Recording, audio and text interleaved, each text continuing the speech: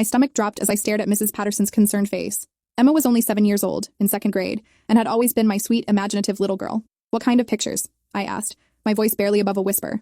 Mrs. Patterson led me to her desk and pulled out a manila folder with Emma's name written in neat block letters. Inside were 3 drawings that made my blood run cold. The first showed stick figures in what looked like a basement with chains drawn on the walls. The second depicted a man who looked like my husband David standing next to what appeared to be a cage. The third was the worst.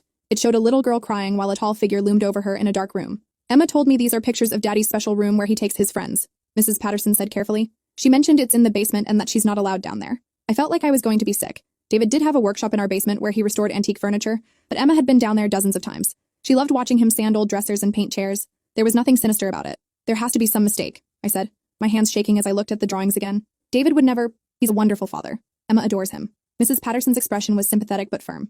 "I'm required by law to report this to Child Protective Services. They'll want to speak with you and Emma and probably inspect your home." "Report what exactly?" "That my daughter has an active imagination?" But even as I said it, I could hear how defensive I sounded. Mrs. Patterson had been teaching for 20 years and had probably seen real abuse cases before. She wouldn't be this concerned over nothing. "There are specific details in Emma's descriptions that are concerning," she continued. "She mentioned that Daddy's friends come over at night and go to the special room. She said sometimes she hears loud noises from downstairs that wake her up." My mind raced through the past few months, trying to remember any late-night visitors or unusual sounds. David did have friends over occasionally to work on restoration projects, but that was perfectly normal. They were hobbyists who shared his passion for antique furniture. Sometimes they stayed late because they got caught up in their work. "Can I talk to Emma?" I asked.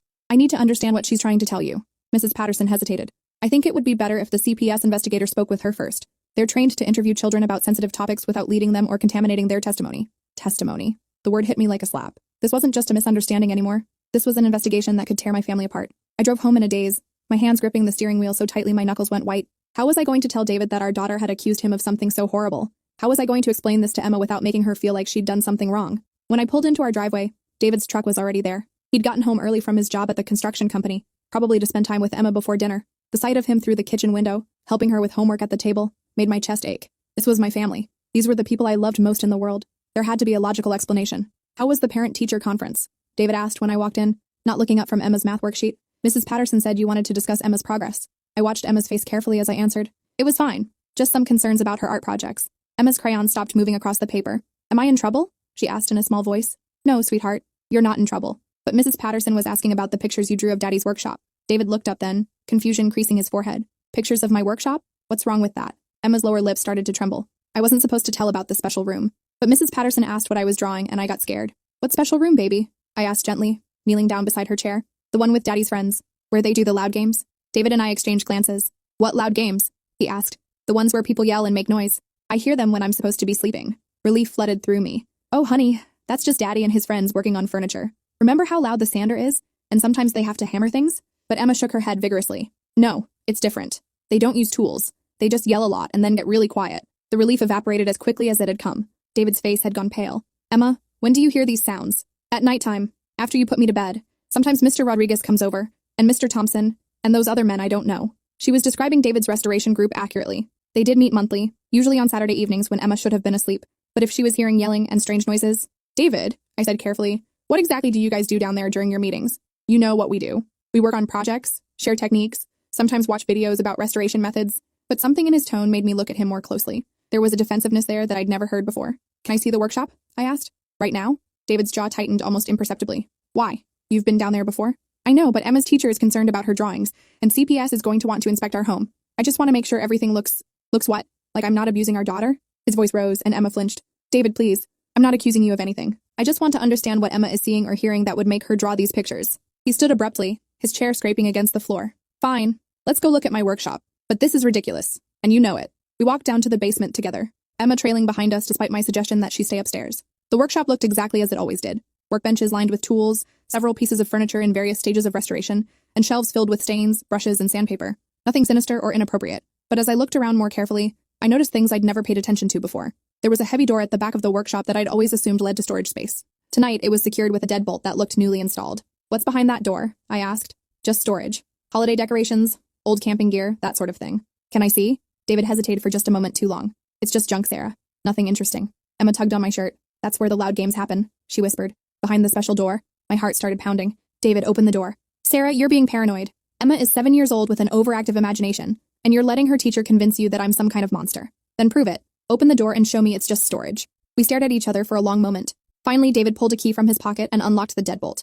The door swung open to reveal a completely normal storage room. Holiday decorations were stacked along one wall. Camping equipment filled another corner, and boxes labeled with my handwriting contained old clothes and books. I felt foolish and relieved at the same time. "See?" David said, but his voice still carried that edge of defensiveness. "Just storage, like I said." But Emma pushed past us into the room, pointing at the far wall. "The games happen back there, behind the boxes." I followed her pointing finger and noticed that the boxes along the back wall seemed to be arranged deliberately, creating a barrier. When I moved them aside, I found another door. This one was smaller, almost hidden, and it was secured with not just a deadbolt but a heavy padlock.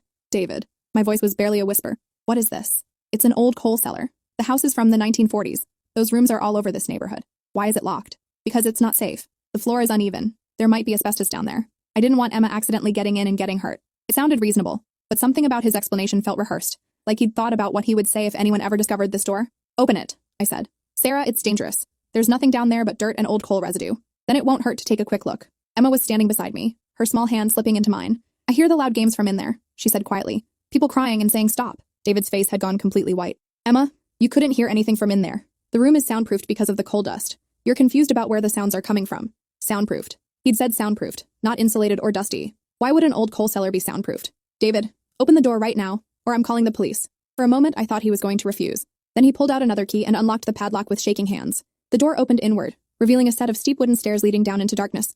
David reached around the doorframe and flipped a light switch. What I saw in the sudden brightness made me grab Emma and push her behind me. The room below wasn't an old coal cellar. It was carpeted and furnished, with several chairs arranged in a circle and a large television mounted on one wall. But it was the other things that made my stomach lurch. Restraints attached to the walls, cameras on tripods, and a pile of DVDs scattered across a small table.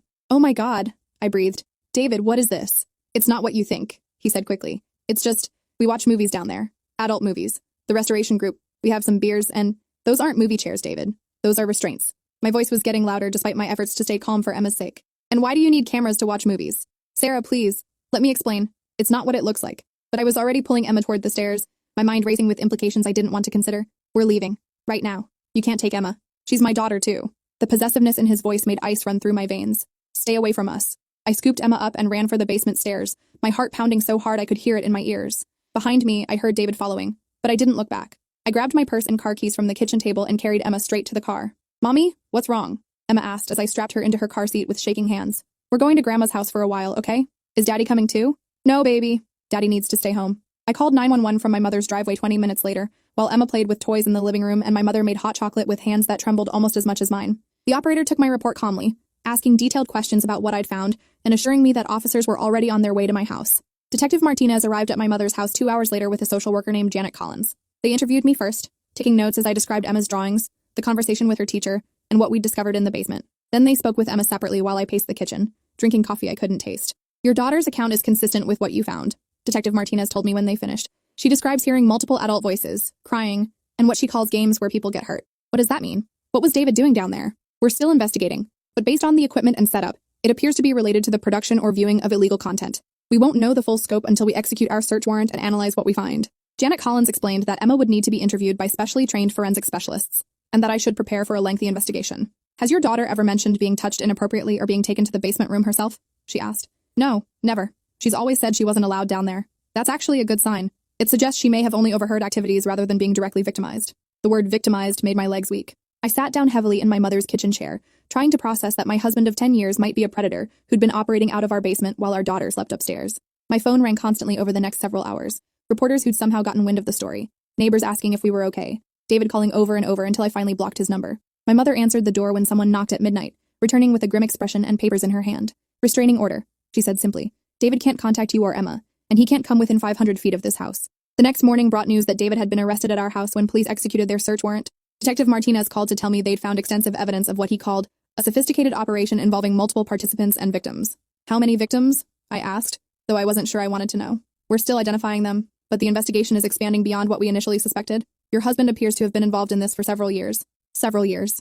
I thought about all the Saturday nights David had hosted his restoration group, all the times I'd heard voices and assumed they were just discussing furniture techniques. How many people had been hurt in our basement while I watched television upstairs, completely oblivious? Emma started having nightmares that week, waking up crying about loud games and people calling for help.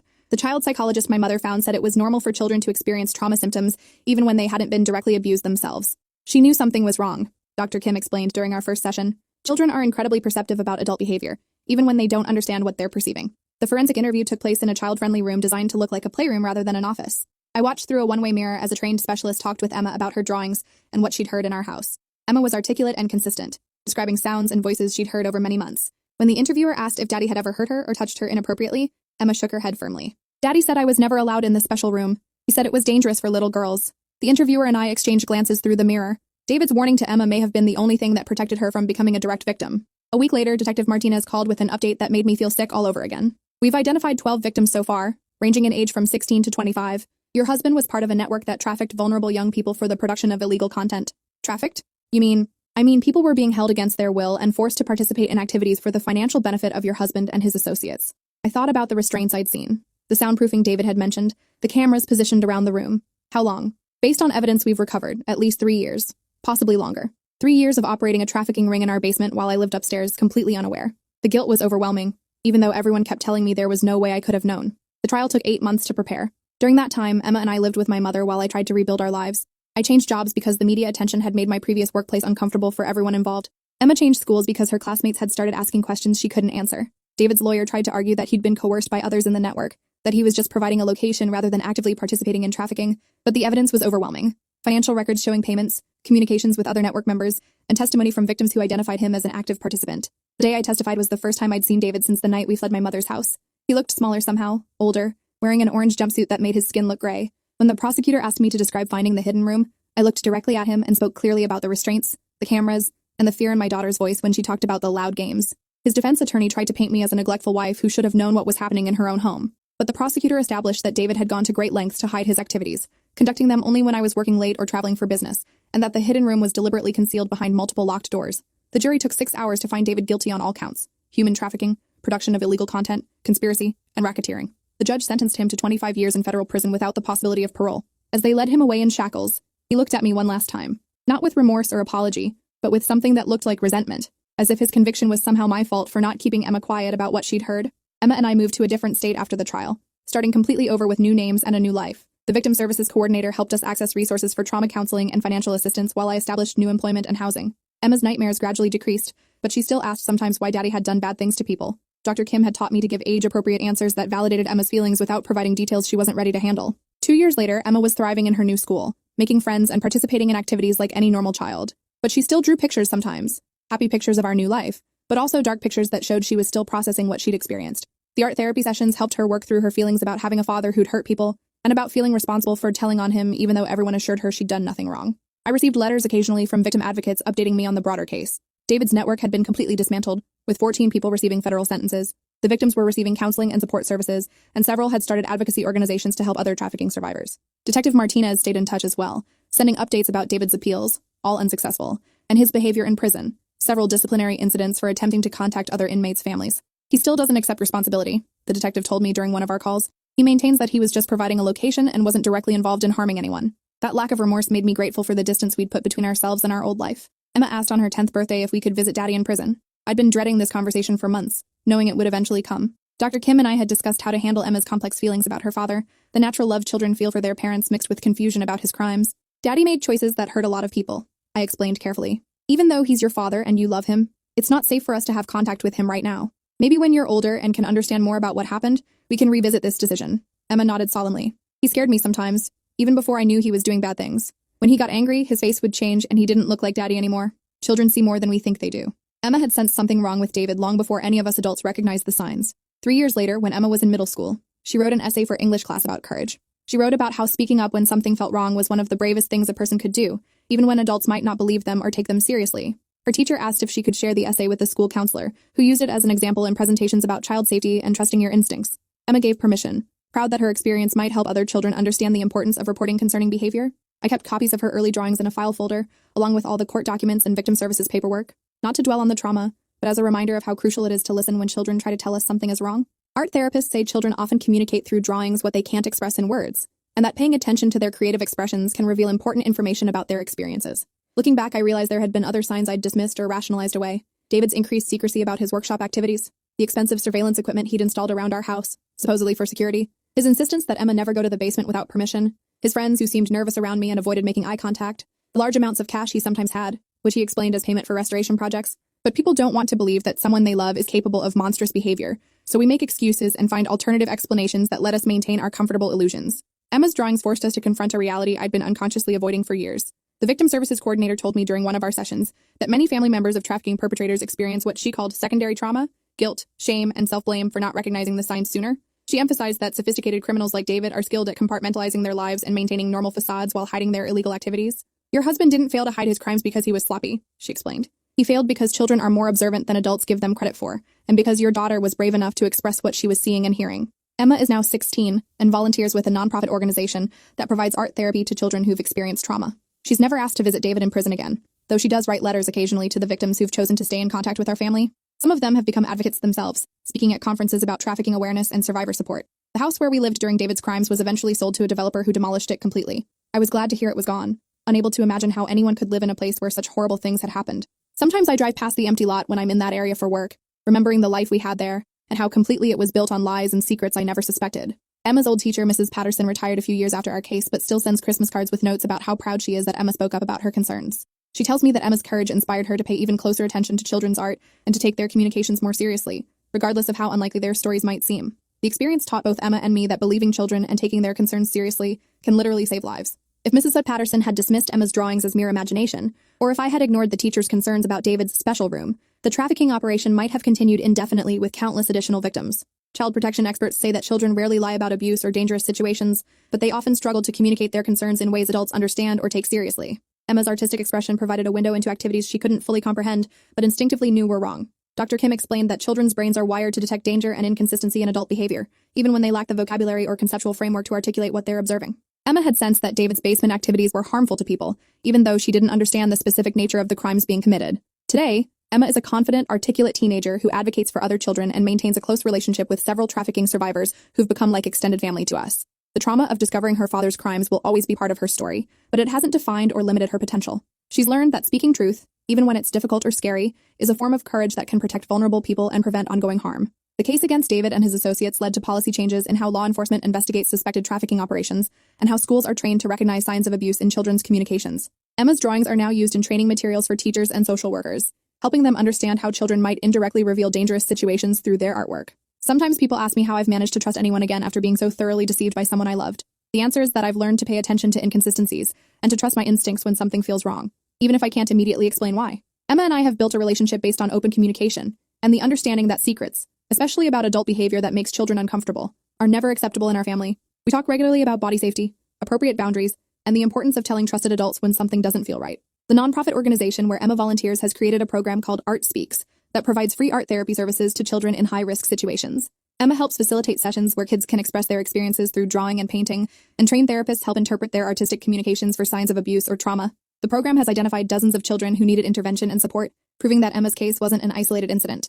Many children communicate danger through their artwork long before they have the words or courage to speak about their experiences directly. 10 years have passed since that conversation with Mrs. Patterson that changed our lives forever. Emma is now preparing for college and considering a career in social work or victim advocacy. She credits her early experience with helping her understand the importance of listening to children and taking their communication seriously, regardless of how they choose to express their concerns. David remains in federal prison and will likely die there, given his sentence and lack of parole eligibility. He's attempted to contact us several times over the years through intermediaries, but we've maintained no contact on the advice of victim services and our own desire to move forward without his influence. The trafficking network he participated in was completely dismantled, but investigators know that similar operations continue to exploit vulnerable people in communities across the country. Emma's case helped develop better protocols for identifying these criminal enterprises and supporting their victims, but the fight against human trafficking remains an ongoing challenge that requires constant vigilance from law enforcement and community members alike. Emma keeps a journal now where she writes about her experiences and her hopes for helping other children. She's shared some entries with her school counselor and therapist, and several have been included in presentations about child safety and trauma recovery. Her words are powerful reminders that children have important things to say about their experiences, and that adults have a responsibility to listen carefully and respond appropriately to their communications. Looking back, I'm grateful for Mrs. Patterson's courage in reporting her concerns, even though she must have known it would cause tremendous disruption to our family. Her decision to take Emma's drawings seriously and follow proper reporting protocols literally saved lives and prevented countless additional victims from being trafficked through our basement. Teachers, coaches, counselors, and other adults who work with children are often the first line of defense against abuse and exploitation, and their willingness to act on their concerns can make the difference between ongoing victimization and safety for vulnerable people. Emma's story continues to inspire advocacy work and policy changes designed to better protect children and support trafficking survivors. Her courage in speaking up about the loud games she heard in our basement will always be remembered as the catalyst that brought down a sophisticated criminal network and delivered justice for its victims. Sometimes children communicate danger in ways we don't expect. Trust your instincts. Listen to children. Subscribe for more stories that remind us to pay attention when something doesn't feel right.